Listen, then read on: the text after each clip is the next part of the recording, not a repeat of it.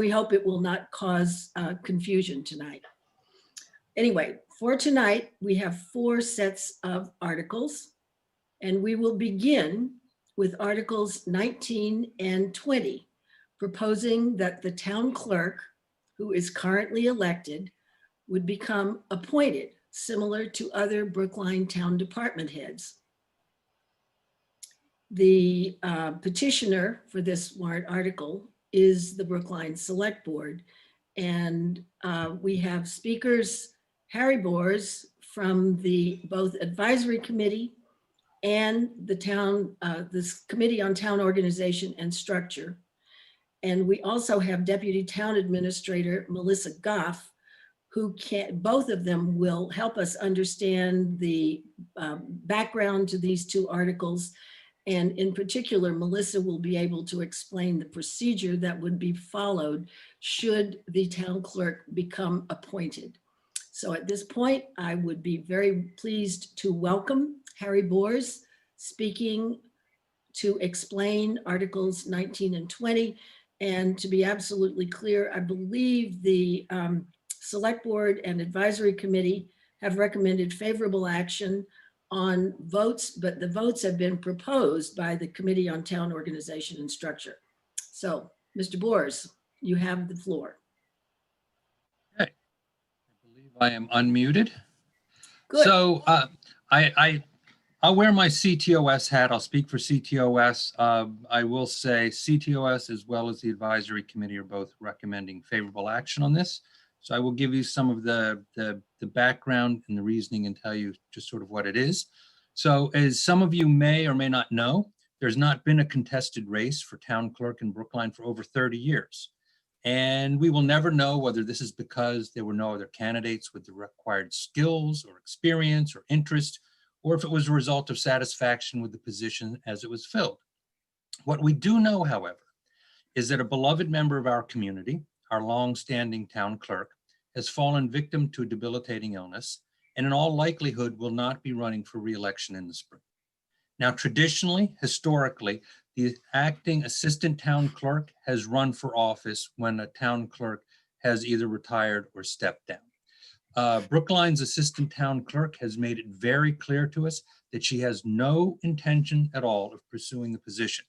So that puts us in a spot as a community, creating a certain level of urgency. Not to overemphasize it, but there is a certain urgency. Beyond that urgency with regards to transition, however, is also the larger issue of the long view. And so that's why we have warrant articles 19 and 20 before us. So let's be clear that the job of town clerk is not an entry-level position.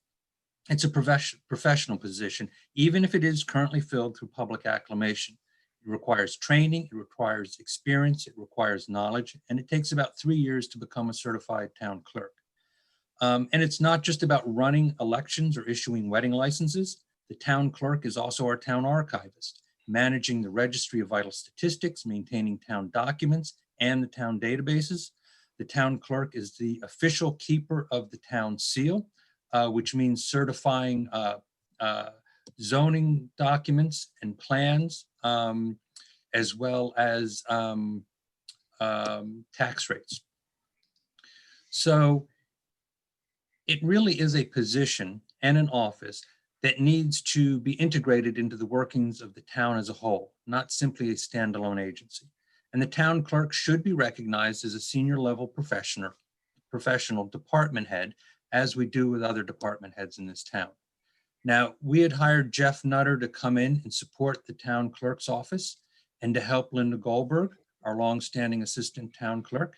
And he comes with a great breadth and depth of knowledge and experience. Likewise, Linda has deep experience and institutional knowledge in the town clerk's office here in Brookline.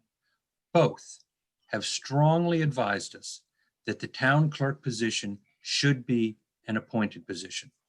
The job and responsibilities have changed enormously in the past 30 years. And keep in mind, the town treasurer was once elected, and that position now resides in the finance department, as it should, because times change. So what Brookline needs is someone who's qualified and experienced to be a town clerk. We believe the best way to ensure that we have the best candidates from the broadest selection pool, and to be better structured as an organization for transition planning, is to have an appointed town clerk. Now, concerns have been voiced that an appointed town clerk could be under the thumb of the town administrator or the select board or be strong-armed. But let's not kid ourselves. Town hall is not Tammany Hall. And there have been stories of elected town clerks in other municipalities hiring cronies and installing registrars to enroll the right sorts of voters. So conspiracy theories can cut both ways. In fact, the appointment process in Brookline has worked pretty well for us. So what specifically will these articles, or this article primarily, do? It will allow for the appointment of a town clerk who does not have to be a resident of the town, by the way. The appointment is by the select board, as it is with other department heads. Is it possible there's somebody in Brookline with town clerk training and experience who's willing to run? Sure, but is it likely? And even if you found somebody with the requisite experience, do you think they're going to be living in Brookline? They may. It may be a stretch, perhaps not. But opening the potential pool of applicants, as we do with our other positions, serves Brookline well. So reviewing the legislation and consulting with town council, we are confident that an appointed town clerk is not required to be a town resident, but the language of the article would in fact underscore that understanding. And this does not require home rule legislation. I should also point out that when we were reviewing this, a couple of other things came to light. So we may need to make changes in the Town Administrator Act in order to mesh with having an appointed position if we choose to do that. As well, we will need to change the bylaw that currently allows the town clerk to be an ex officio member of town meeting, and also clean up some archaic language around Board of Selectmen versus Select Board, Treasurer, Collector. None of these things, though, need to be done now, and it should not prohibit us from moving forward with this. So if approved by town meeting, this will go to the voters. It'll be on the ballot in the spring. If it's passed, the select board will likely need to appoint an interim town clerk while it does a formal search for a permanent appointment. It may fail, in which case we may have no town clerk, or somebody may come forward to jump in, although the level of experience will be unknown. But given that the current term is expiring, that the town clerk is not expected to seek re-election, and the assistant town clerk will not run, this is the time to make the change if we're going to do it. And we believe it's important for and advantageous to the town. So this is the time, in our estimate, the right time to make the change. So thank you. Can I just ask you a question before Melissa speaks? I understand that the way we would go forward has to take into account that the position is going to be on the ballot in this at the spring town election, right? That is an automatic, it's not negotiable, I guess is my comment. Correct, because it is currently an elected position. The current term is expiring and the new term would begin this spring. So as of now, it's an elected position going into that election. So it will show up on the ballot. So we'll make it sort of a weird do-si-do, so to speak, but that is another reason for doing it now. The timing matters. Otherwise, well, you don't know. I mean, somebody may jump in that we have no idea that's great, although I would be surprised. But if otherwise you would have somebody and you would have to wait another 3 years until you could address this again. So we think the timing is pretty critical, that this would really be the time to look at it. But yes, there will still be essentially a position to be voted on in the spring. Okay, so just to be absolutely clear, if there is a candidate who runs for town clerk in May 2021 and wins, that person has office for 3 years or would negotiate some form of departure? They could, or they could have a term for 3 years. Right. It's really going to depend on what the voters do. Okay, I just think this is an important thing for everybody to properly understand. Melissa, would you please tell us what is the normal procedure for hiring a department head? And given that we haven't been hiring town clerks lately, would you be doing, or, you know, in your capacity, would there be any investigation into the qualifications necessary to hire a town clerk? Sure. So thank you, Melissa Goff, Deputy Oh, Town and sorry, Administrator. he is the Assistant Town Administrator. Deputy Sorry, Town Melissa. Administrator, thank you. So the typical process for hiring a department head, obviously before we start to recruit for the position, we likely would examine the job description. If the job description needed to be updated, that would go through the HR board for, either grading or job description updates. Once that was ready for posting, then the town administrator would likely convene a panel. We typically have a panel of various members of the community. Typically, it would be, someone that is either familiar with the department, interacts with the department. If there was a board and commission that was interested, we would likely have a member of a board and commission. For example, DPW, Park and Rec Commission participated in that recruitment. Sometimes we'd have an outside expert. So in the case of, a police chief or fire chief, it's not uncommon for us to pull in somebody from a surrounding community that's familiar with how that position works. A member of the select board would also represent the board on the panel as well. Sometimes we would have someone from the advisory committee. And this group would essentially go through the resumes, do the initial interviews of candidates, and then recommend to the town administrator about 2 or 3 candidates for finalists. And then the town administrator would do further rounds of interviews with the HR director, and then ultimately make a recommendation to the select board. So I think there was a second part of your question as well, Betsy. Can you, I think I addressed it with the HR board reviewing the job description. Right. Given that we know the possibility exists that there could be a candidate who could be elected in May, would this, in your view, have any impact on the ability to recruit a qualified person? And one of my questions was, given that there's not, well, we know that there are more elected town clerks right now than there are appointed. So the pool of candidates might be, how should I put it, thin and require more outreach? Well, there potentially, I think Jeff Nunning, when we talked about this, he suspected that there were probably a number of highly qualified number 2s that might be interested in rising to the level of the town clerk position. So, we might actually get a pretty substantial pool. Okay. Betsy, can I just ask a question? Sure, please do. Please do. So does the town clerk have to live in Brookline? And how would you go about advertising if it were an elected position? Does that make sense to you? So if the position is an elected position, the town clerk is required to be a Brookline resident. If the position is an appointed position, the town clerk is not required to be a town resident. Okay, thank you. So actually someone has asked, what would happen if there was a well, I don't know, maybe you could have 2 candidates, somebody who declared to be a candidate for town clerk and then a write-in candidate. How would that affect things? In terms of the outcome, I think it all depends on what happens at the ballot. So Right. if the voters decide that they want to convert the position, regardless of whether or not there are multiple candidates, the outcome would still be the same.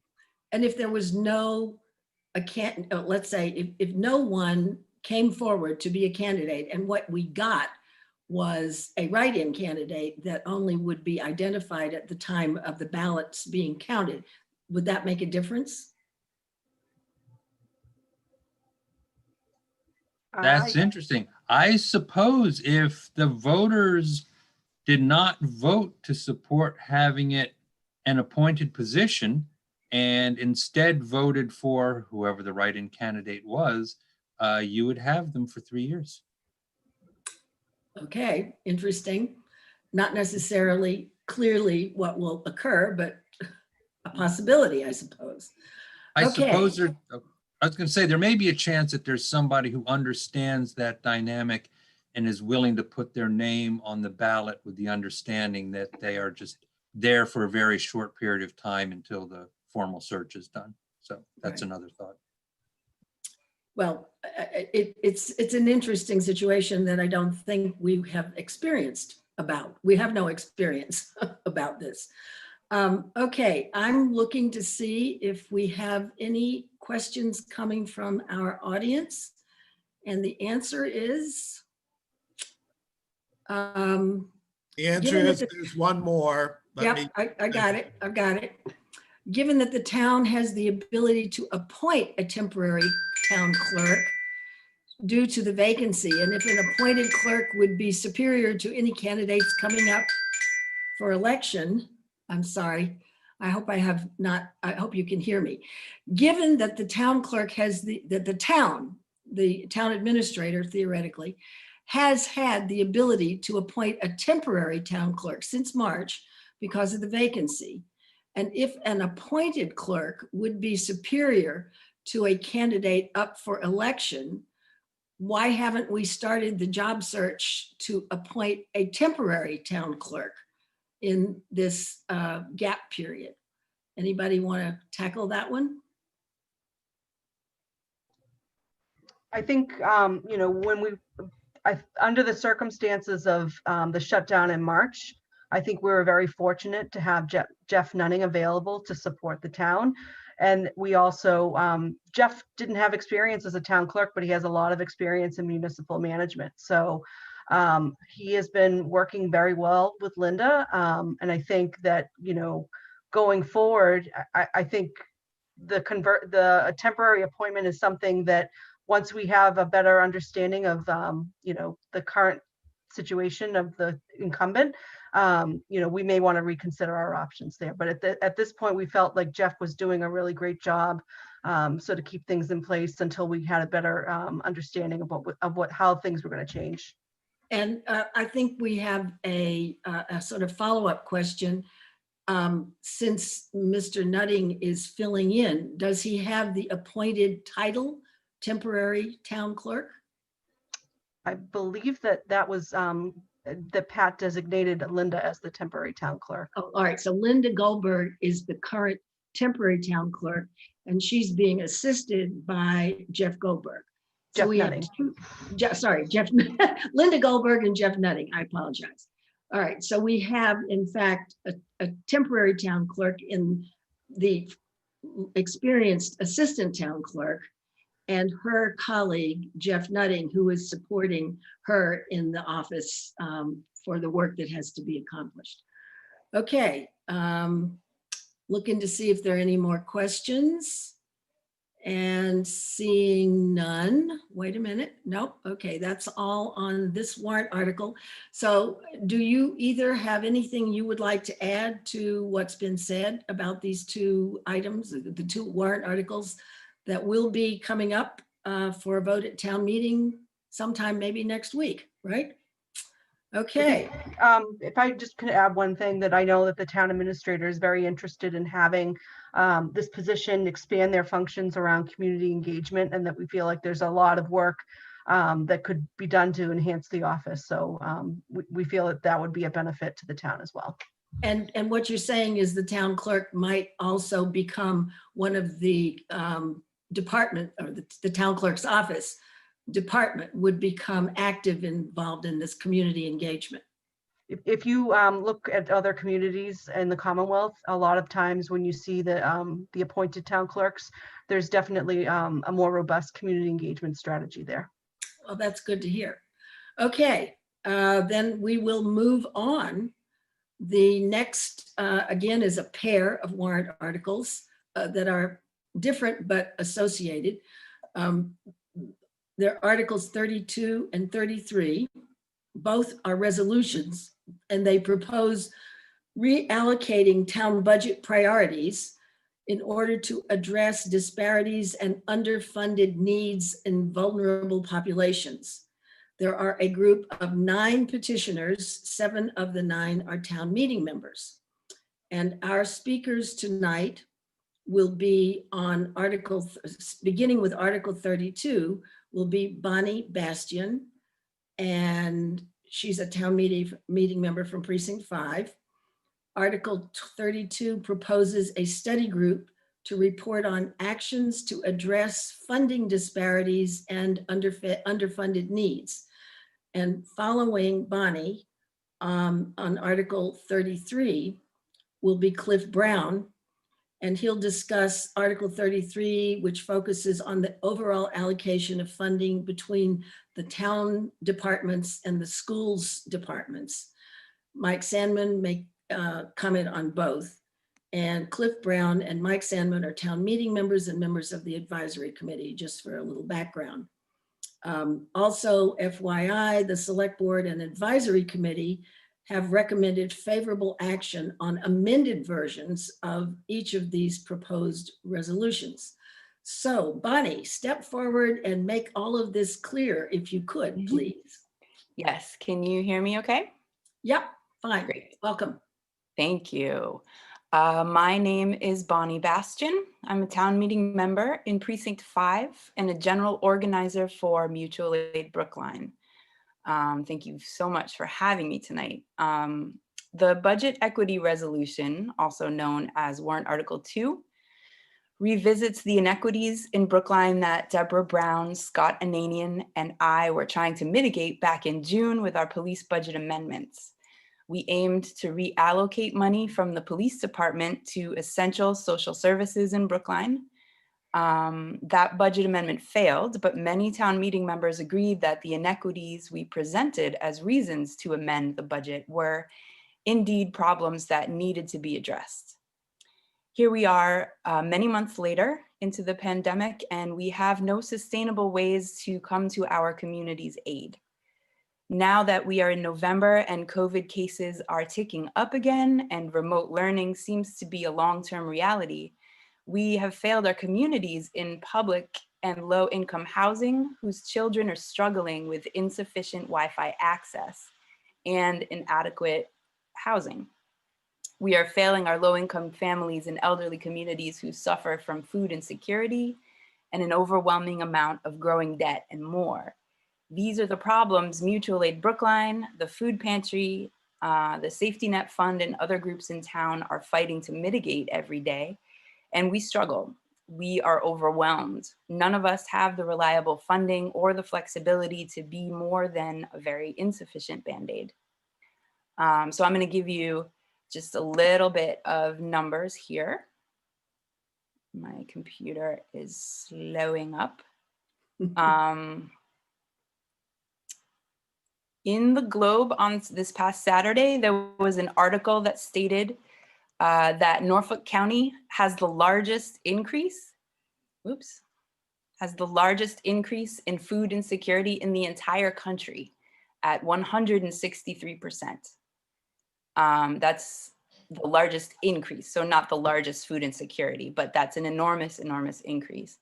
Also in Norfolk County, about 43,400 people were considered food insecure before the pandemic. In a 2018 Brookline survey, 26% of seniors reported having no food for a whole day, 1 to 10 days in the previous month. An additional 18% went to bed hungry at least once in the previous month. Since COVID-19, the food pantry is now serving over 800 families each week, and they return twice as often as in pre-COVID times. So this is more than 4 times pre-COVID levels. In addition to this, Mutual Aid Brookline still has to catch people falling through the cracks with food and supply deliveries, childcare subsidies, and a lot more. We subsidize an average of $1,300 worth of groceries and supplies each week, which is about $5,200 a month. These past weeks, 92% of deliveries are repeat clients, which indicates that our community is very much relying on us for resources.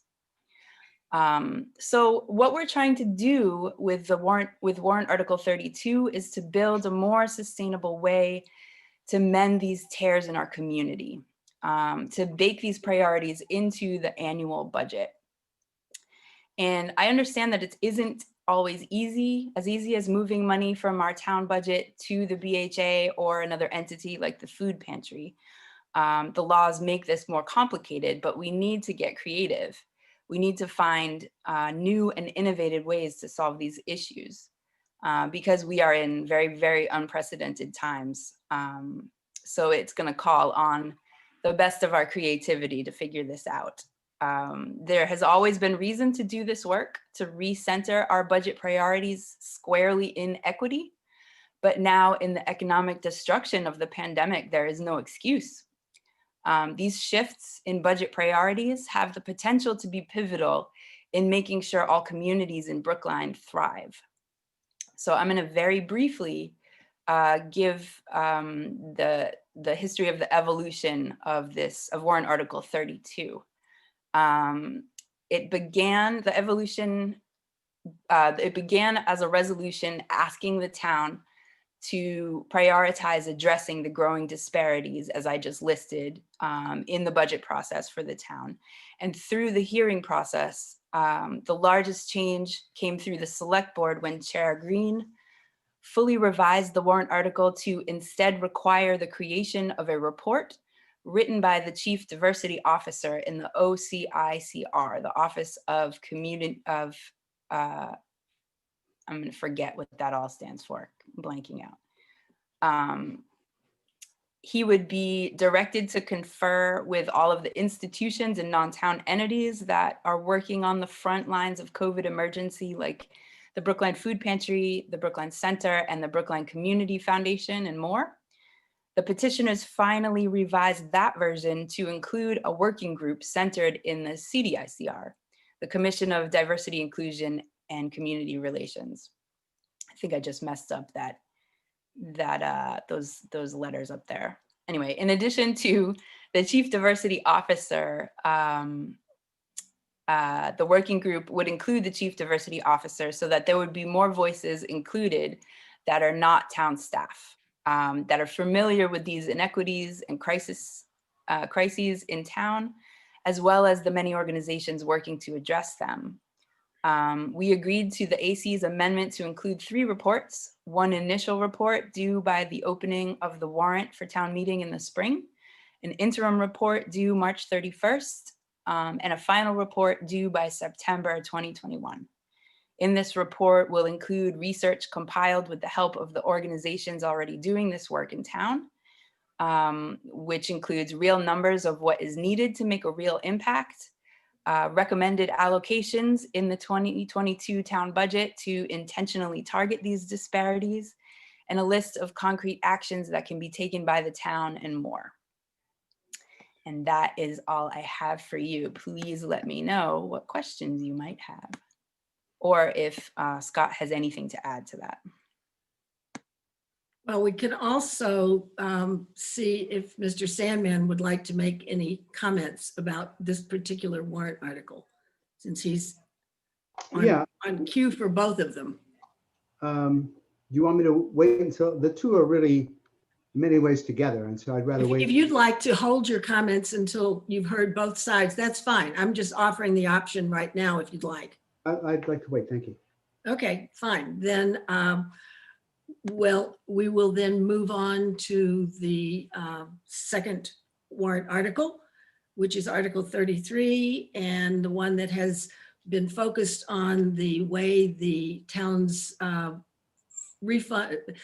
funds are allocated between the schools and the town separately.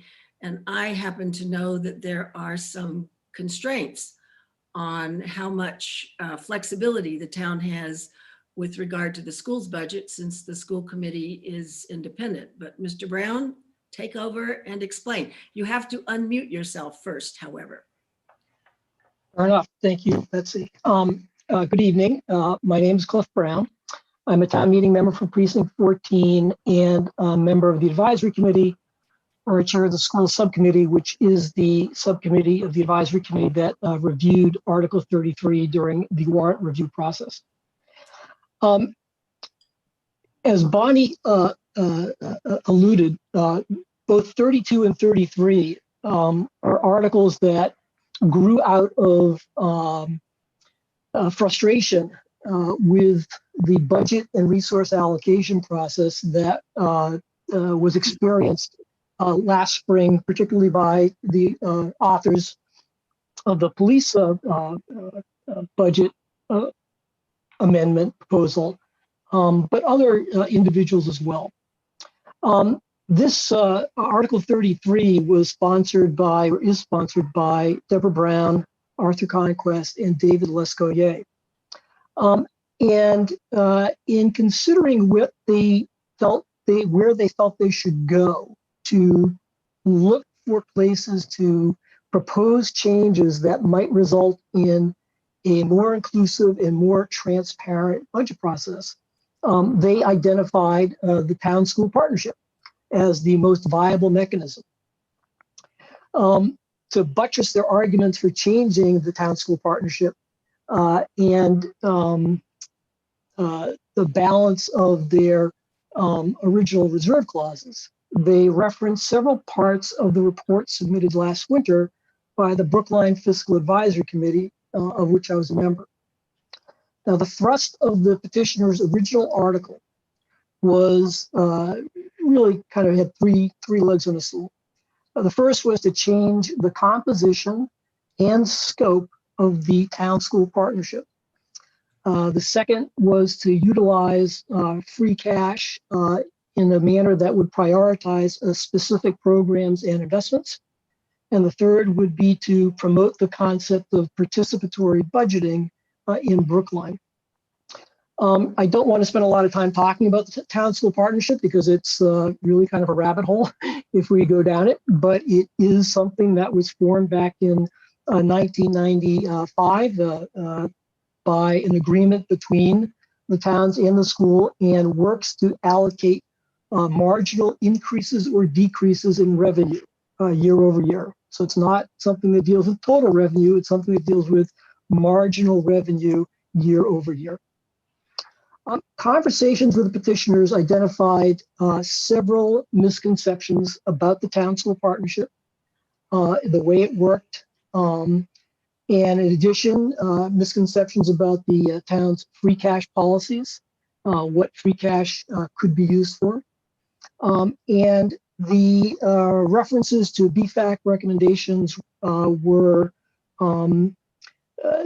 felt to not necessarily be on point with what it was that the petitioners were saying they wanted to accomplish. As a result of conversations between the subcommittee or some members of the subcommittee and the petitioners, the article was refined and restructured and became something that really tried to work with what it was that the petitioners said they wanted to accomplish in a manner that we felt that it might have a better chance of succeeding at the town meeting. So now the article has been reframed so that the principal objectives, again, overlap quite substantially with what the original ones were, but refined. So the first is the adoption of changes to the town-school partnership that were recommended by the Brookline Fiscal Advisory Committee last winter. And there are 8 particular points. They are included in the combined reports if people want to read them.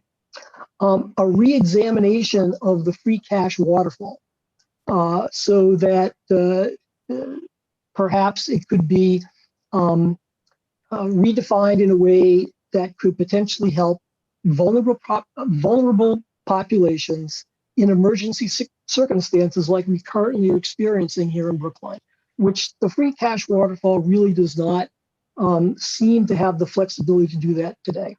And the third is the carryover, to a certain extent, the evaluation of a formal participatory budgeting process in Brookline, not necessarily the implementation of one, but the evaluation of one to see whether or not it makes sense and how it would actually be put in place.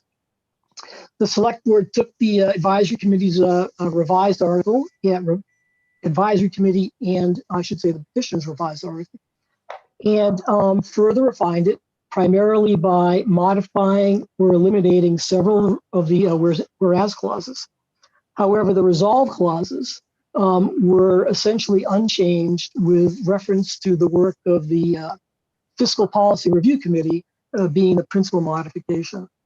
Both the advisory committee and the select board have voted overwhelmingly to approve or recommend favorable action on the petitioner's revised article as amended by the select board. And I'm happy to answer any questions. Thank you, Mr. Brown. Mr. Sandman, are you ready to now add your commentary? As I say, I think these two things go together. And 32, really both of them are a cri de coeur. They are a cry from the heart. And the problems that Barney outlined are real. And they've always been there. The Community Foundation issued a really interesting report several years ago on Brookline, needs in Brookline. And Brookline is drifting towards having a distribution of income that is bimodal, a substantial number of people with substantial incomes and a number of people with low incomes and not much in the middle. And it's the low income side of it that we really have to recognize and address. At the same time, the town is under pressure from the effects of COVID-19. We have a drop in local receipts from hotel and meals taxes and from parking meter receipts. And there's a likelihood that we'll see a cut in state aid in fiscal 22, which begins in July of next year. So finding money for new expenses isn't going to be easy, but it's a moral imperative. And the advisory committee wants very much to work with the town administrator to find at least some dollars to put towards these things. And so I think the two warrant articles on their own are an expression of desire, an expression of direction that the petitioners want town meeting to go in and want the town to go in. Putting the practical, putting this into practice and actually doing something in reality is going to take some work. And on the one hand, on the other hand, it's no excuse to shy away from it. It's something that needs to be done. And speaking from the advisory committee's perspective, we were very interested in both articles as they were amended. And we're going to make sure that there is a strong effort to find the money to do some of this, not all of it, but certainly some of it. So I have a little follow-up since we don't seem to have a great many audience questions.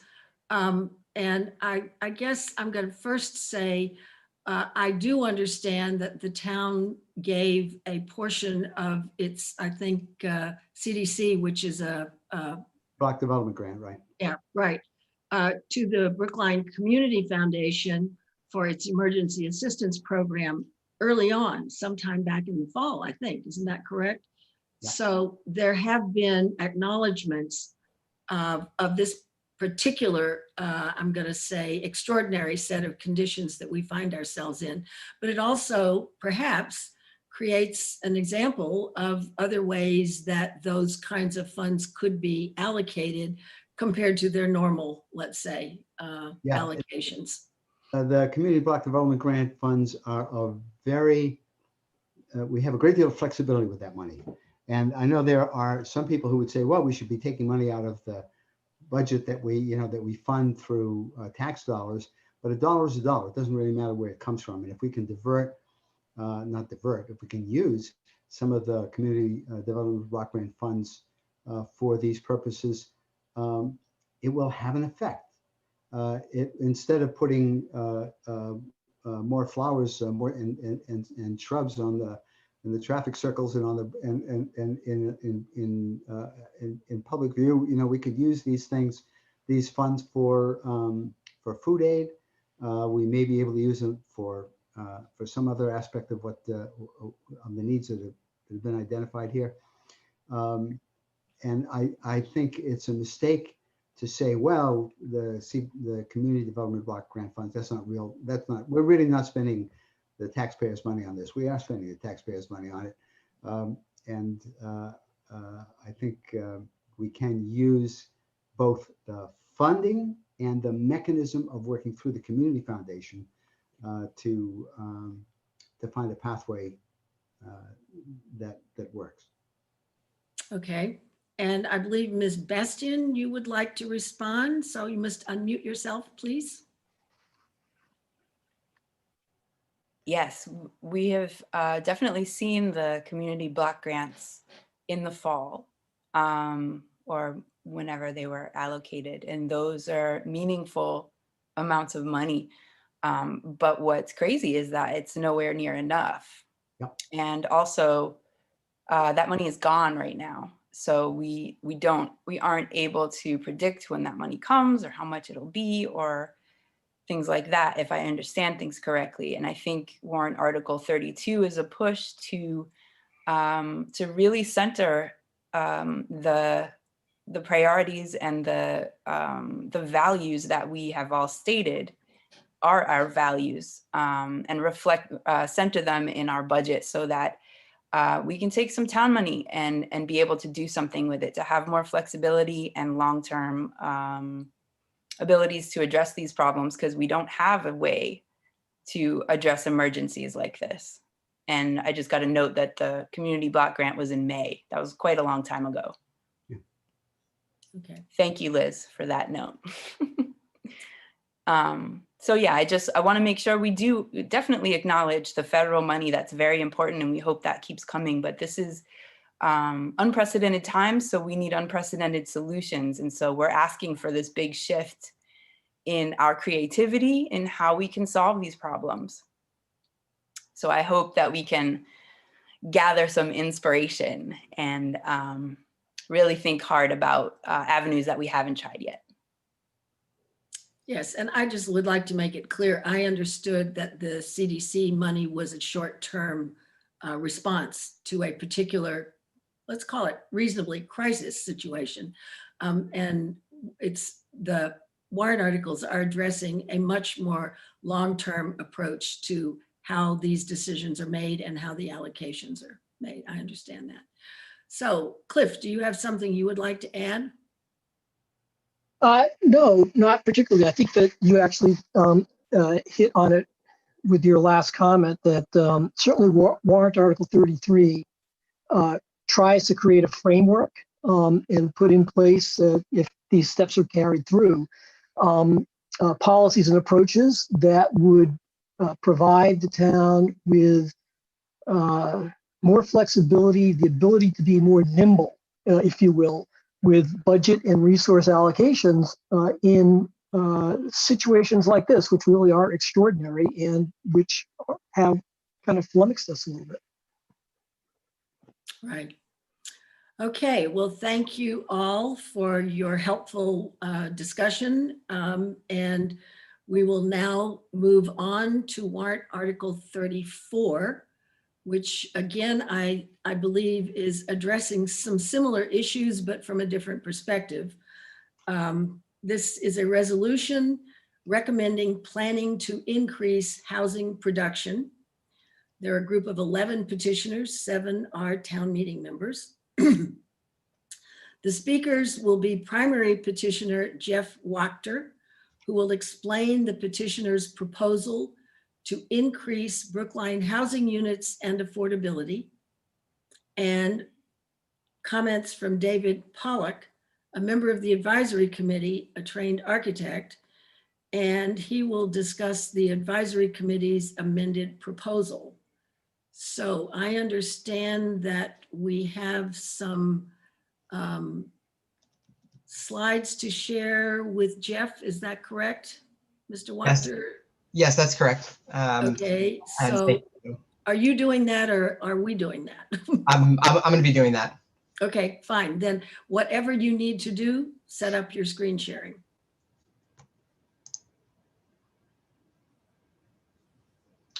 All right, so hopefully everyone can see the first slide there.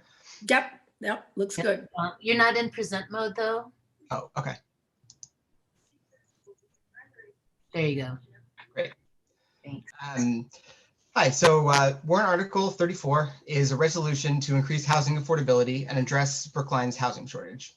The idea of the resolution is to call on our town to develop the strategies to allow an increase in housing supply in Brookline, with a particular focus on combating housing affordability and climate change, increasing racial equity and diversity, and bolstering our local economy.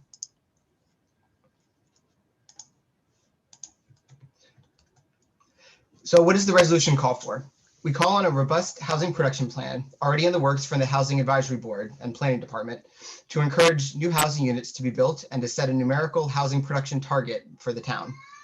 We can't have the housing production plan simply be another report in a long line of reports sitting on a shelf gathering dust. So therefore, we call on the select board and other boards and commissions to propose zoning and regulatory reforms necessary.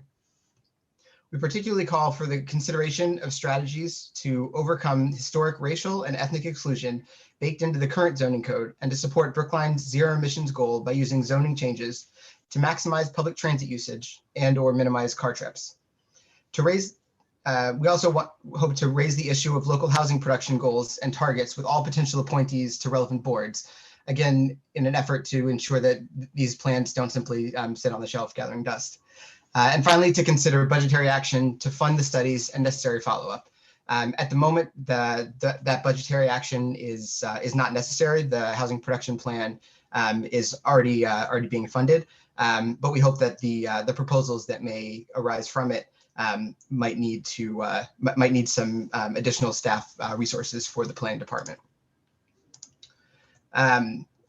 So why is Brookline's housing shortage a problem?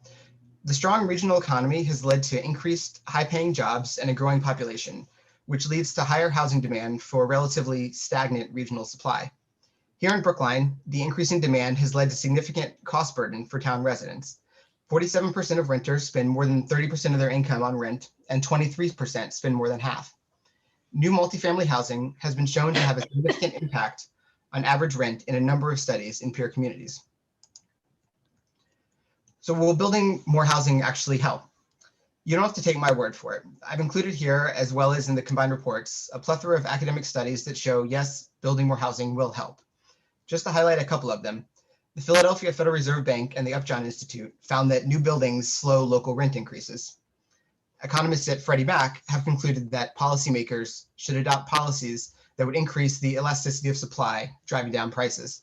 And as you can see, we have studies from a wide range of academic and think tank institutions supporting this. So how does racial equity and diversity fit into this discussion? By now, many of you have at least heard how the history of redlining barred racial minorities from living in many neighborhoods, including here in Brookline. What is probably less well known is that in some of the earliest zoning regulations, including in Brookline 100 years ago, we explicitly established the code was explicitly established to separate the races. The legacy of these policy choices reverberates across our town today. The maps you see here show the original redlining maps for Brookline, with green representing what was judged best and yellow and red sections declining and hazardous. Superimposed on the map on the left shows where single-family only zoning exists in Brookline today, and the right map shows where multifamily housing is allowed.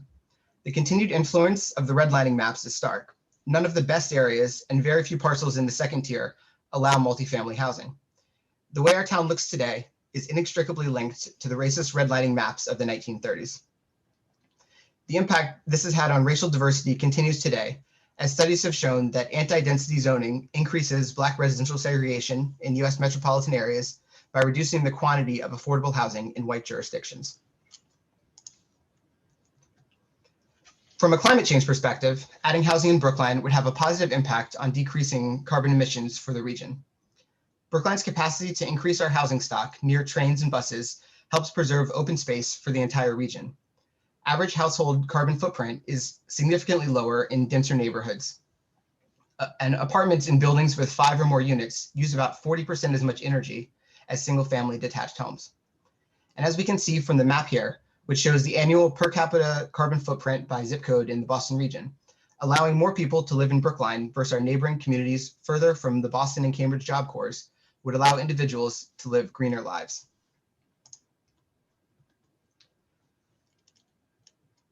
And finally, why is this resolution worth passing? We need to recognize that housing production is an important goal and develop actionable strategies to achieve it. We can either continue on our trajectory toward becoming a community of the super rich and subsidized low-income residents, as Mr. Salmon alluded to earlier, or we can make the changes necessary to have a vibrant, diverse, and welcoming Brookline that we want.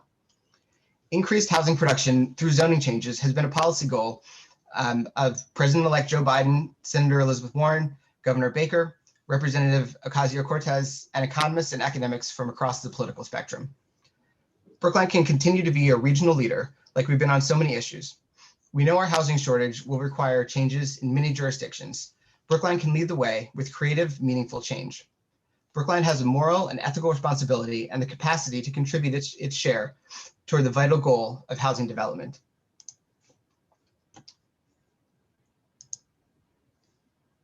Thank you.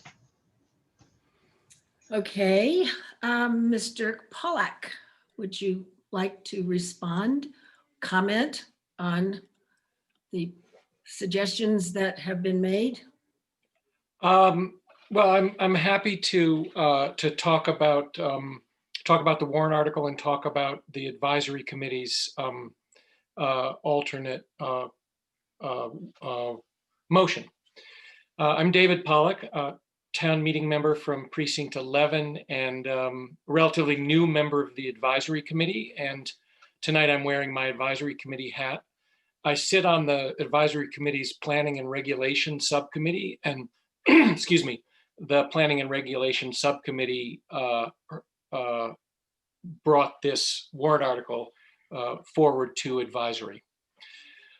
Warrant Article 34 seeks to address housing unaffordability in Brookline through a resolution that urges town government to prioritize housing growth as a development objective and to increase the overall supply of housing units in Brookline.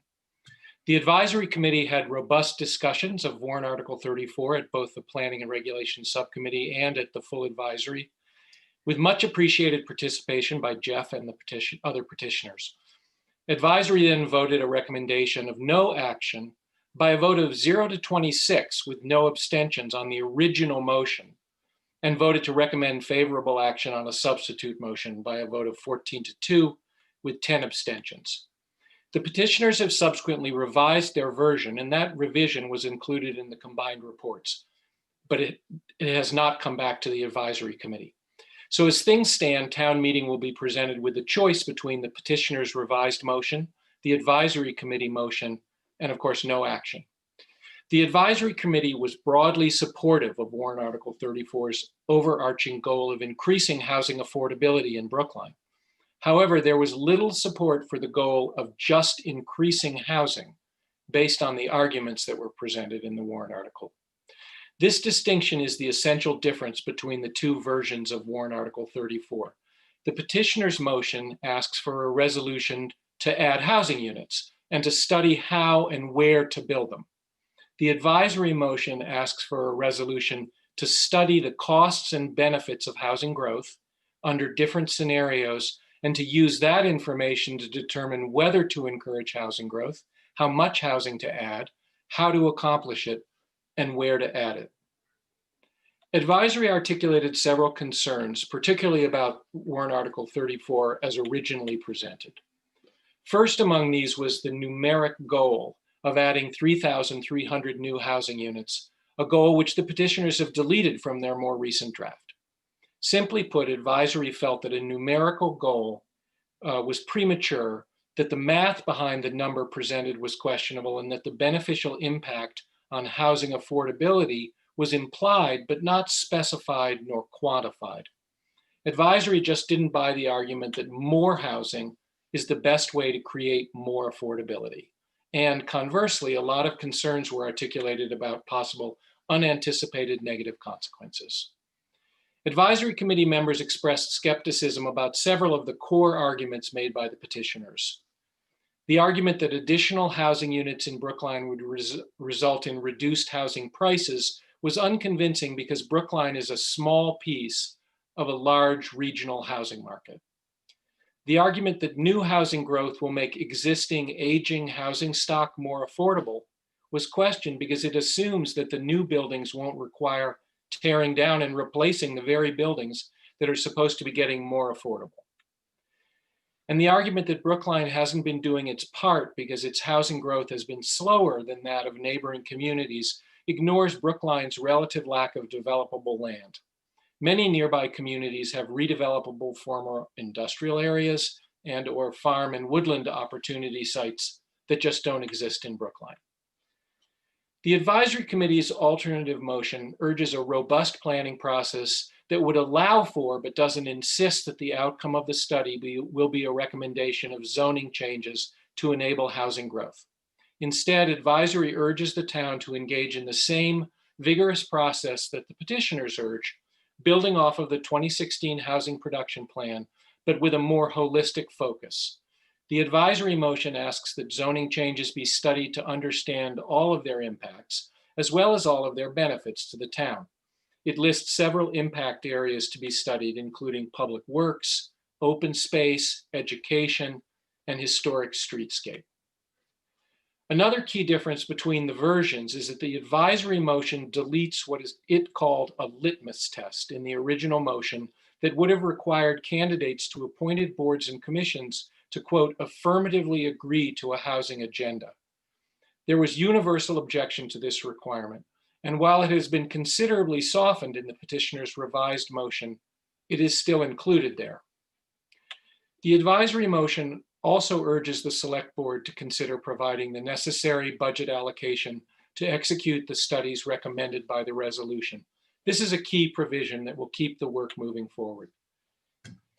We who are fortunate enough to live here are pretty much unanimous in agreeing that Brookline is a wonderful place. We're not alone in that assessment. The ranking and review website Niche named Brookline the, quote, 2020 best place to live in Massachusetts, and in the top 10 nationwide. We have a pressing need to broaden the opportunity, particularly for low and middle income residents, to be able to be part of our community. This need is in tension with our desire to maintain the qualities of our town that make it so wonderful. And the tension becomes very real when we engage in the detailed planning conversation about exactly where and how much we should grow. The 2016 housing production plan identifies specific geographic, quote, opportunity nodes for potential new housing units and provides target unit counts for these areas. It's notable that in the two areas of greatest intensity, Coolidge Corner and Hancock Village, the targeted growth has already been met or exceeded with new construction projects that are permitted or recently completed. The reality is that our current long-range plans have not yet identified even a small fraction of the specific sites that would accommodate the magnitude of new housing contemplated by the petitioners. We need an open and inclusive process that engages a broad spectrum of stakeholders in order to successfully address the compelling challenges of housing affordability in Brookline. Warrant Article 34 moves us forward in this work, and the advisory committee's version, in not assuming the outcome before engaging in the study, allows for deeper engagement with our community's vision and values. Thank you.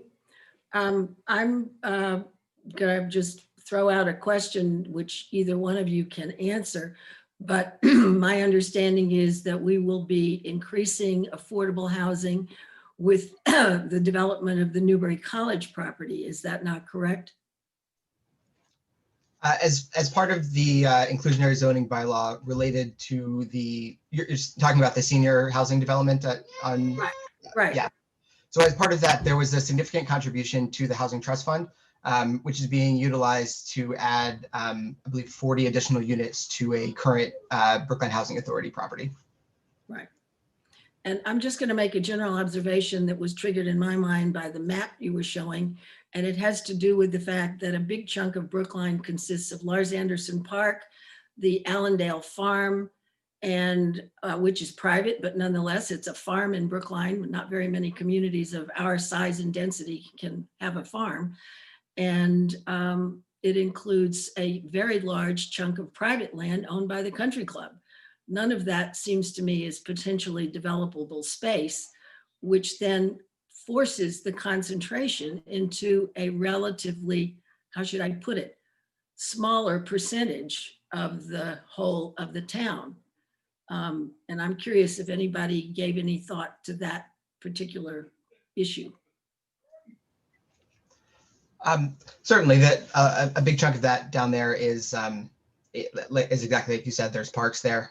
There's significant chunks of parkland in the yellow and blue areas as well. I think there's still a significant part of the property in the green area that is currently single family only. Is still possible to add significant density by allowing smaller housing lot sizes, by allowing duplexes and triplexes that are currently banned. So there's significant opportunity for housing growth, even if we are hoping to not develop Allendale Farm or the golf course, et cetera. Okay, we do have, Betsy. sorry, go ahead. Speak up. Yeah, I'm a little confused. When you said additional pieces of land from the country club, did you mean the golf course, or is there land beyond the golf course that is associated with the country club? I was just simply saying that it's privately owned property. Okay? It's owned. The golf course. Yeah, right. Okay. Well, okay, wait a minute. gotcha. We have sorry, there are 2 golf courses out there. Right, We but have I'm talking about the public country golf club. course. We have a Brookline public golf course, which is adjacent to Allendale Farm and Lars Anderson Park, which are, I will say, public space, public open space. And then there's another big chunk of space that's owned by the country club. It's just, when you look at the map and you see that big area, it consists of several large, how should I put it, properties. At least several of them are public. One of them actually is a cemetery. And then another large chunk of land that is owned by the country club, all of which would have to be dramatically changed if it were to be developed. I also want to point out that on the map itself, the area of Lars Anderson and the golf courses actually wasn't part of the green area. It was white because it wasn't zoned that way. So there is still a significant chunk of that land that is currently residential. Right. I'm just pointing out that it's open space, period. That's all I'm saying. It's big open space. Having said that, we have one question. And I guess it goes probably to Jeff, but if you'd like to chime in, David Pollock, please do. How would increasing the housing density potentially affect the public school population and the town's ability to accommodate the additional students? Sure. So I think that's certainly an open question. I think a lot of it has to do with the type of housing that gets built. There's significant need in town for senior-specific housing, as well as smaller units that would be targeted more towards young professionals as well. However, obviously, with a significant increase in housing, additional students would be welcome to live in this housing. However, the Metropolitan Area Planning Council in 2017 studied this exact question: does increasing housing have a significant impact on the student population? And from this report, their conclusion, I quote, "We find that the conventional wisdom that links housing production with inevitable enrollment growth no longer holds true. At the district level, we observe no meaningful correlation between housing production rates and enrollment growth over the period studied 2010 to 2016. And did that study Brookline? Yes, it did. Okay. Mr. Pollock, do you have any comments? Well, the school enrollment population and how it affects the school buildings and housing growth. Obviously, we've had a very robust conversation for the last decade or more as the school population exploded and under conditions where we weren't building large amounts of housing. So it's pretty clear that in Brookline they're not locked together in a correlation, but it's also, I can just say anecdotally, to me, if we have more family housing, we'll have more families and more public school enrollment because of the desirability to live in Brookline and to have children go to Brookline schools. But generally, what I wanted to say actually is that the Economic Development Advisory Board, EDAB, has been working very hard developing a new spreadsheet or tool to calculate the financial impact of development of all kinds on the town's cost structure.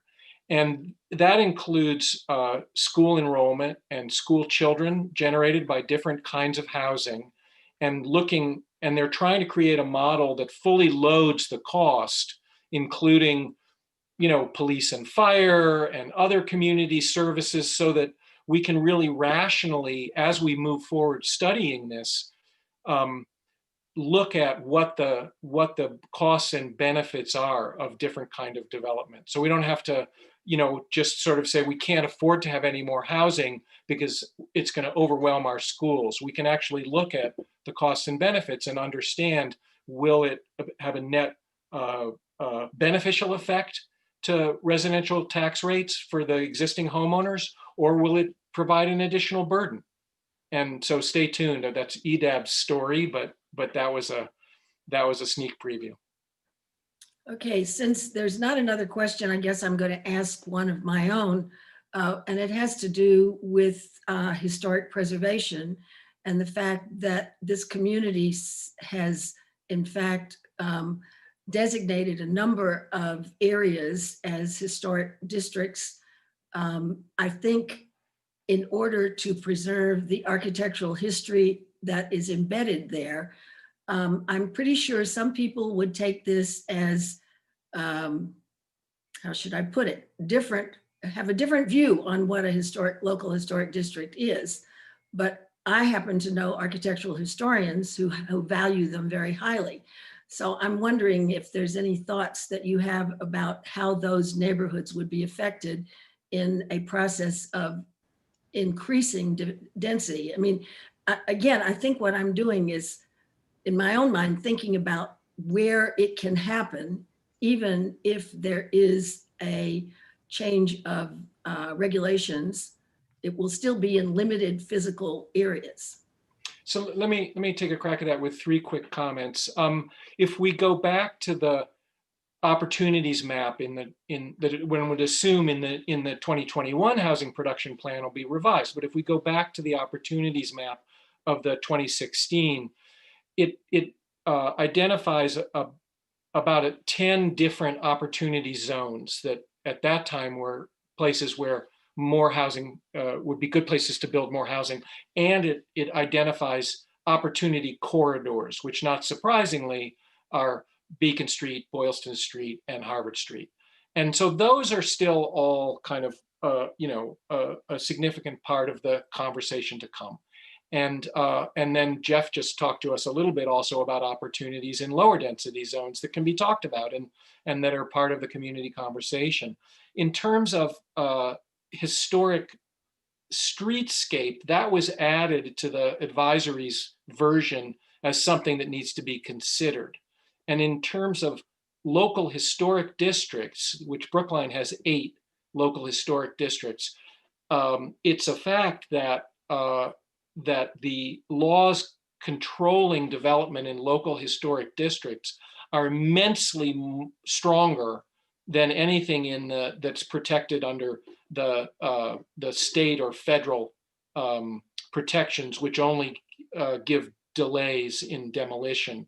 But the actual our local historic districts are protected by state law that's quite robust. And so what could be done in those districts is already defined. And it's not like that could not be easily changed. I'm not sure how it could be changed. Just sort of to wrap, Jeff, do you want to add anything? No, I think David covered it quite nicely, actually. Okay, and what I would argue is that the process going forward will then take into consideration the kinds of issues that have been raised by both of you tonight, with a goal of identifying through an updated housing production plan the how should I put it? The areas where density is reasonable, can reasonably be added. Is that my fair summary of Well, what? that's right. So that's definitely the goal of both versions. But what's different in, I think the basically the core difference, there's some others in the whereases or whatever, but the basic difference is that the goal of adding housing is inherent in the petitioner's motion. That's assumed if you support that. And the advisory committee's motion says, let's find out. Let's identify and weigh the costs and benefits of adding housing across the town and in different ways, and then move on from what we learn to make recommendations. So it's a more deliberate approach that doesn't presuppose that we're going to add more housing. It just says, let's find out by doing a careful study. Okay, and I now do have another question, which kind of fits into this theme.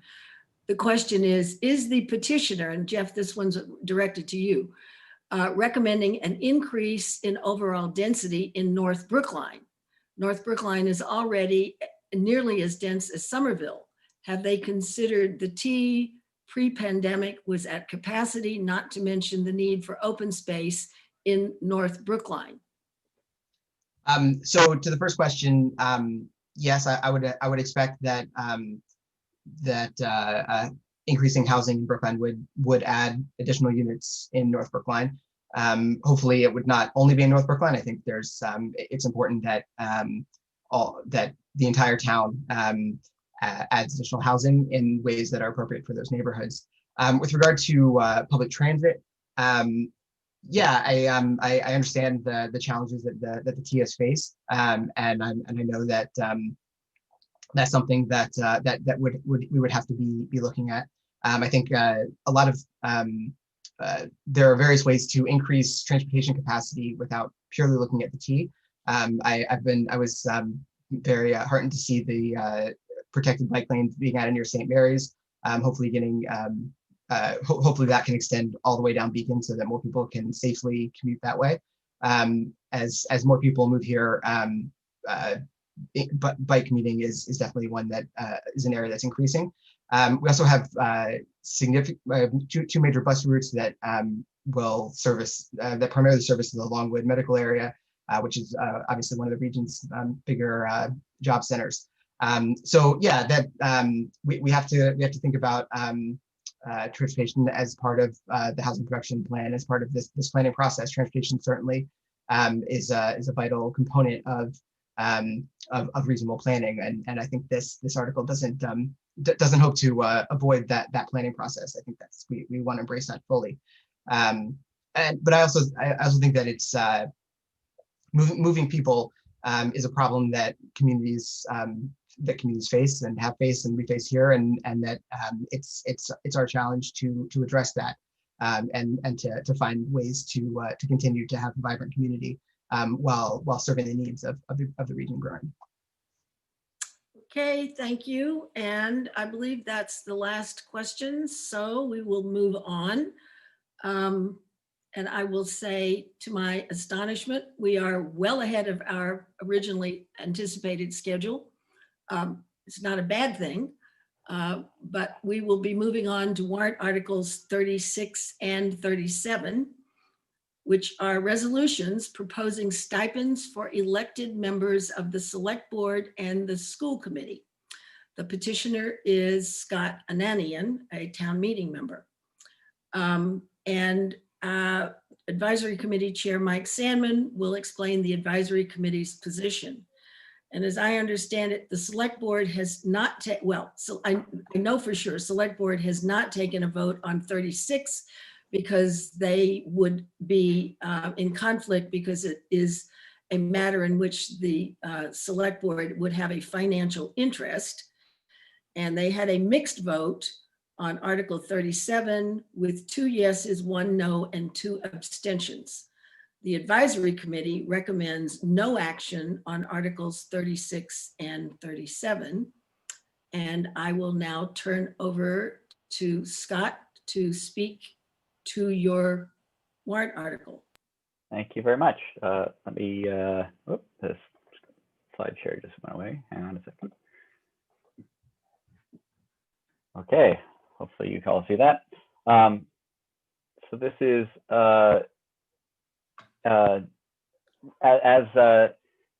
was so, sorry, eloquently introduced. This is articles, resolutions proposing stipends for the select board and school committee. And I'm the lead petitioner on these articles this time round, but I do wish to acknowledge my debt to Neil Wyszynski, Mariah Nobrega, and Nicole McClelland, who brought similar articles last fall, and many others who've worked on it since then. So what's the big idea here? Serving on the select board and school committee is a lot of work. When I give this presentation to the school committee and select board, I don't need to elaborate on that, but they are putting in an enormous amount of work for our town. In the case of the school committee, completely uncompensated. And for the case of the select board, there's a very modest stipend. And the big idea here is that work without pay is simply inequitable and unprofessional. So Brookline has a proud tradition of volunteerism, and these articles are not seeking to overturn or abolish that. They're seeking to respect it. In fact, I personally, just to give a little bit of my biography, work for the Wikimedia Foundation, which works on the software behind Wikipedia. All our content is volunteer created. We have a large and thriving volunteer base. However, my position is paid. I couldn't devote the amount of time I do to the software that makes Wikipedia work if it weren't a paid position, because I have a family and needs, right? And the idea here is the same in town. We have a proud tradition of volunteerism in Brookline. We have town meeting members. We have innumerable boards and commissions. We have the League of Women Voters, for example, as well. We have the Town Meeting Members Association, and the Brookline Neighborhood Association, all sponsors of this event. However, we do have paid town staff. Once the demands of a position get to a certain point, continuing without pay ends up being inequitable, because it excludes certain people from being able to participate in those positions. And that restricts the viewpoints that can be represented. And in some senses is also unprofessional, right? We seek to attract the best candidates for office, especially our highest offices, select board and school committee. But the private sector values the expertise that we would want in those positions much higher than the town does. And so we can't compete in that sense. And it's fiscally irresponsible. Our elected officials are entrusted with vital decisions, important oversight rules, and time and again we see especially matters of oversight being neglected simply because there are competing demands on our select board and our school committee's time. So when town business has to take a back seat to what actually pays the bills, you know, our select board and our school committee are doing a fantastic job, but I'm sure they would be the first to admit that they wish they would have more time to study some of the issues that come before them. So this is a relatively modest proposal. It's not a wholesale reinvention of town government, and it's not eliminating the need for elected officials to sacrifice their time and earnings to serve our town. It's not paying either of these positions what they would make on the open market, for example. For a job requiring over 20 hours a week, which is full half-time employment, these are not half-time salaries. And they're relatively, is 1/10% of the town and school budgets, respectively. So these are relative pittances, but they would increase the amount, the number of people who could, and the types of people who could consider serving on these boards and committees. So this is, as I mentioned, bringing back an article which was brought in fall of 2019. A few modest changes were made, mostly in direct response to comments which arose during debate at town meeting and in hearings before the advisory committee and select board. One was the stipend amount. The top line number was lowered, and this is more in line with the BFAC committee recommendations and the COVID-19 crisis. We'll also remove the gap between the chair and the other members. there was some concern that there would be a perverse incentive to run for chair because it was more highly paid. And right now, both the select board and school committee have a somewhat complicated relationship with co and vice chairs. And it seems like, in some sense, trying to navigate all the possible permutations there adds a lot of complexity. And further, people were concerned about maintaining the role of volunteerism in town. So to some degree, the role of chair is still a volunteer obligation that one member of these boards takes on for no additional pay. In response to concerns about pension impact and healthcare as well, the wording was changed to total cost of compensation, so that the numbers involved are the bottom line numbers to the town. Any healthcare costs or pension costs would be deducted from the take-home pay. The school committee was included this time. The earlier articles included only the select board. And this addressed some concerns about inequity that were raised in the 2019 debate. And the final concern that was raised in 2019 was proper timing. It was felt that the articles were brought at the wrong point in the budget cycle, and the BFAC recommended that the articles with budget implications would be brought in the spring. This was actually brought for a spring town meeting, but due to COVID, was one of the articles that was postponed till special town meeting. It's still the right time to allow the stipends to be included in the spring 2021 budget process, especially considering that the amounts involved are so low. So here's some comparative data just to sort of put the numbers in context. We had a select board member run for Norfolk County Commissioner recently, and in part because they needed additional income so they could devote more time to town government. The Norfolk County Commissioner pays slightly more than $40,000 a year for one meeting a week, which is only 30 minutes long. So it's 10 times the current select board stipend, and it would still be more than the select board members would make for less work if this warrant article passes. This warrant article, remember, is only $30,000 a year. And then if you look historically to select board compensation levels back to 1895, this is basically restoring the stipend to the level it was at up until 1948, roughly, in effective dollars. What happened was in 1948, the stipend was more or less frozen, and it hasn't kept pace with inflation, and so inflation has eaten away at it until it's a tenth of what it used to be. But the $30,000 proposed here is in line with historic levels for the select board. So this is not a new change. This is what we have been paying select board members at the turn of the century for 50 years. And it's in line with our neighboring cities and towns with comparable populations. So if you, most of our neighbors with comparable populations are cities. They have city council mayor structures. But if you sum up the total compensation for the executive board, the mayor and all the city council, or all of the select board members, $30,000 is in line with what is below the per capita cost that Cambridge and Quincy and Newton and Somerville and Malden are paying their executive committee. It's after the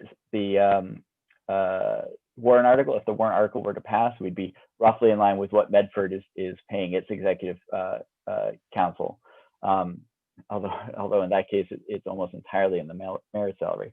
And then on the school committee side, if you look at our neighboring cities and towns for school committee, Cambridge, our closest perhaps neighbor, pays its school committee members $38,000 a year as stipend. Many of the cities have the mayor as the chair, so it's a little harder to do a complete overall school committee cost. Mayor salaries tend to be rather disproportionate.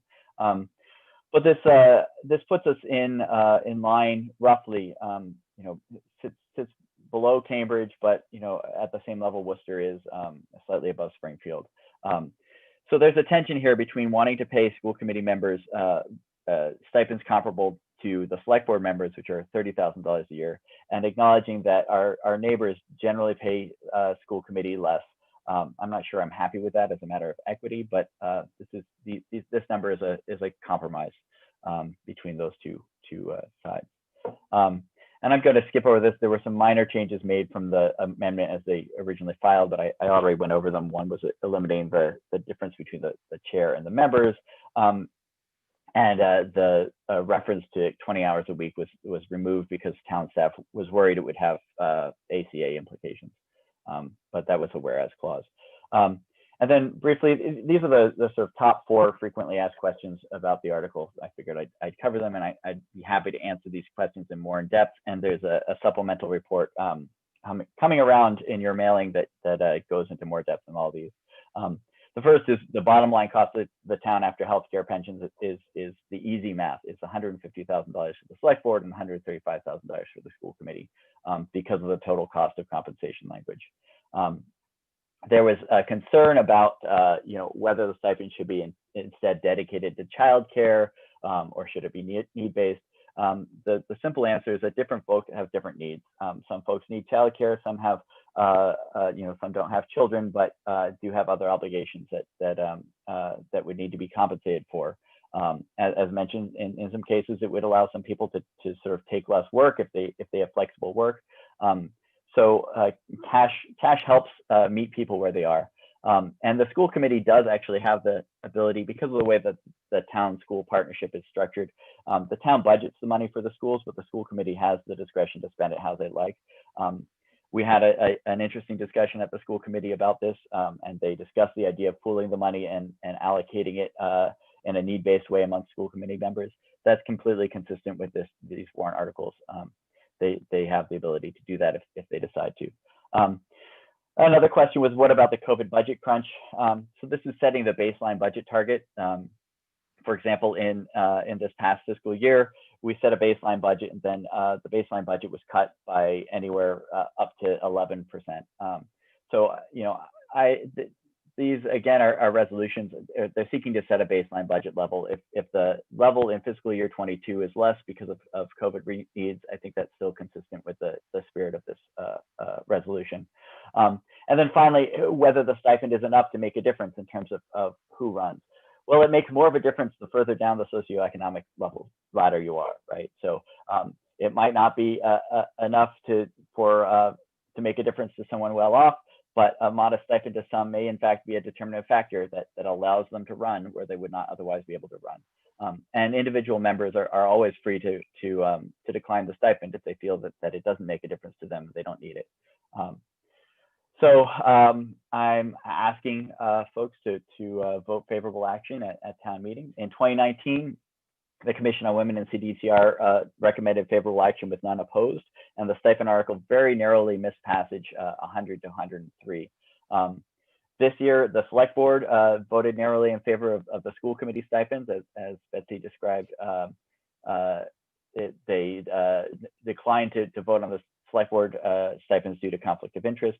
The CDICR voted 11 to 0 in favor, and then 1 abstention in favor of the select board and school committee stipends. The Brookline Commission for Women voted in favor this time around, and the school committee had, as I said, a very insightful discussion, but declined to vote again due to perceived conflict of interest. So that's it. I'd be happy to take questions if folks have them. Thank you. And now we will invite Mr. Sandman to speak. Thank you. So the advisory committee recommends no action on warrant articles 36 and 37 by a vote of 20 to 4 with no abstentions. So a pretty substantial majority. And as Scott was speaking, I was thinking to myself, if only life was this simple, pay a stipend, get diversity. And unfortunately, it's not. The motion last year set a higher pay level, but there was also the question raised about, well, if you pay somebody and you're paying them ostensibly for a 20-hour plus work week, you have to provide medical insurance and a pension contribution, and taxes will be taken out, Social Security taxes and so forth will be taken out. And the response to that was to say, well, okay, we'll lower the number and we'll make it total compensation. And when you then consider the things that have to be paid out of that total compensation, the amount of money that people are actually going to take home from this stipend is actually really quite small, and we did not think that it was sufficient to.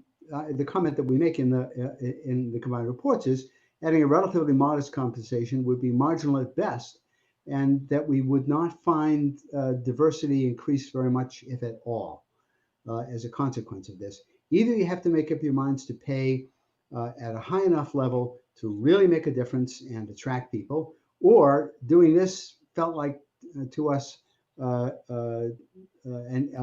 insufficient. And that was one theme. This is neither fish nor fowl. It's not enough to do the job. We weren't terribly enthusiastic about raising the amount. On the other hand, we do have a funding crunch, finding the additional funds to pay for a stipend. When you add it up, sure, it's a relatively small part of the total budget, but the total budget is under an enormous amount of pressure.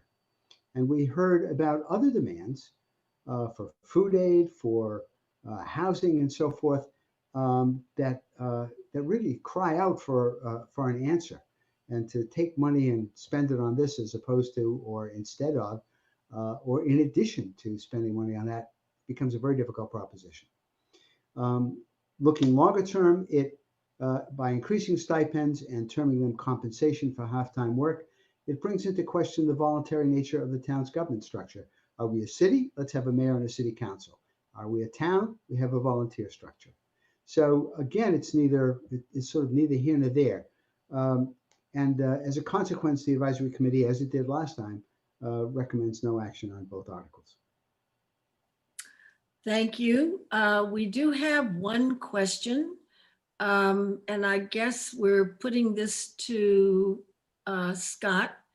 Are you suggesting that candidates for these elected positions would be prepared to give up a full-time job for a 3-year term with a stipend of $30,000? What we have had current select board members say is they have flexible work. So if you're name a number of occupations, a lawyer, you can take less work. Folks go from 5 days a week down to 4 days a week and allocate the money that way. For some people, it would let them get help for household needs, right? So, if it could compensate for childcare, it could compensate for meals during the week when that otherwise you have to have your family eat out because for example, I cook for my family on many nights of the week. So that's the thing is money can meet people where they are at, right? If you have a flexible job and what you need is the ability to go down to fewer days a week or fewer hours or fewer cases or fewer whatever, then it lets you do that. Maybe you're a plumber and you can take fewer jobs that way. But if you're a working mother or a working father and you have childcare responsibilities, it lets you compensate for that. So I have heard, and perhaps this is my difference with Mike Salmon's perspective. I've heard many people who've told me that this would make a difference in their ability to consider running for school committee or for select board, and their reasons are always different. Everyone has different needs that they have in their life. The taking 20 hours a week unpaid out of your life, it leaves a big hole, and money isn't perfect, but it can sometimes fill some of those holes. And I have a question that I would like. It's a question that I had based on the presentation. Wasn't fully clear to me what the status for, how should I put it? In either of the models that you've discussed, if the elected officials have a stipend, where or how would health insurance become part of that? So there's a bylaw in bylaw 313 in the town bylaws explicitly seeks to keep the select board out of our health insurance plan. Yes, I believe I know about that. Yeah, so the issue, so that wouldn't change, and so in theory they still wouldn't be eligible for health care, but there's been concern raised that the Affordable Care Act would take precedence over that and would cause them to qualify for health care. I see. Okay. So if it does, that's still, this is also answers Mike's question. That's still take home pay, right? So I have the option in my family where my wife and I work, we both have healthcare offered through our job. If I don't deduct it from my paycheck, it gets deducted from her paycheck. If I were a select board member and elected to take healthcare through the town, that's money that's saved elsewhere in my family. So, yes, my take home pay, the amount that the town gives me in a check might well be less than that top line number, but that's still a benefit to me that gets compensated for in other ways. And the same thing for pension obligations. The Brookline Retirement Board sets credible service, defines what credible service means for elected officials, and so they could elect to define credible service in a way that excludes the select board and school committee. Currently, they haven't made a specific ruling because the pay is less than $5,000 a year, which is sort of the cutoff. There's a blanket, there is no credible service if you're earning less than that amount. But again, that's something which is an opt-in program. If a select board member thought that they could get 10 years credible service working for the town and opted into the pension program, it would get deducted from their paycheck, sure, but that is because they made that choice that was worth it to them. Like I said, different people have different needs. A stipend meets them where they are. Okay, Mike, you want to add something? Yes, at the when the advisory committee conducted its hearing on this, the Human Resources Director Ann Braga said that once a stipend exceeds $5,000, it's considered compensation for work and must be included in pension calculations. The calculation itself to figure out, well, what is the value of that contribution is not a simple matter, because retirement is a future event. And so she said it would be very difficult to actually come up with a number to, but the main point is that it would be rather surprising, based on what she said, to find that the elected officials would not be eligible for pension. Okay, so there's some lack of clarity there, I think. She was quite clear. Okay, okay, she was clear. There seems to be also, I've got a question, some confusion about how the school committee voted, whether it voted in favor of a stipend, and if it did, wouldn't that represent the same conflict of interest that it would with the select board? Yeah, they held a public hearing and then elected not to vote a recommendation due to the conflict of interest. Okay, so the school committee and the select board, all right, neither the school committee nor the select board took a vote on the issue of compensation, which is the text or the content, I guess, of Article 36. They, yes. Neither of them made a recommendation on the article which included themselves. Okay, right. So it's the school committee didn't. 36 and school committee on 37. Right, and the school committee didn't consider the select board article because they felt that was not within the realm of the schools. The select board, however, did consider the school committee article and voted favorable action by a narrow margin on that. Okay, and then we do have another question. The questioner asks, has there been any analysis whether or not comparable communities that do provide compensation are seeing greater diversity in these elected positions? That is an excellent question. And I don't have specific data for you on that. I think partly the trick would be to do a before and after, especially if there was one which adopted it. But that is certainly something I could look into and try to get back, include in my presentation at town meeting. Okay, thank you. All right, and so there's one more is it possible for an elected official, let's just say these were approved, the stipends, could an elected official choose not to take it? Yes. All right, so it would be possible for an elected person who was eligible to receive a stipend to choose not to accept it. Yes, and several school committee and select board members have already announced their intention to do so if it were to pass. If it were passed, they would not accept it. Okay. Which in some sense is not terribly surprising. The current members are the members who ran not requiring any sort of compensation, who can afford in some sense to dedicate that amount of time for free, or for effectively free, as the select board case. Okay. Well, we do not have any more questions, and unless anyone wants to add a comment, I believe we have succeeded in getting through more warrant articles in less time than we did on Monday, and I'm extraordinarily amazed. Very complicated warrant articles they are in addition. So I'm going to say thank you to everyone, to the speakers, to help explain the issues raised in these articles. We hope people have come away with a better understanding of them.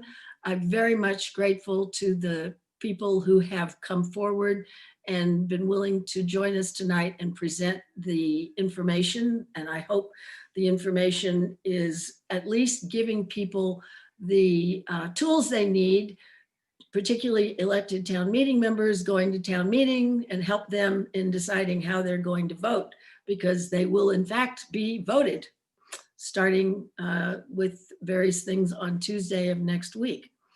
I want just to say finally that the forum was recorded by Big, and it will be available for later viewing.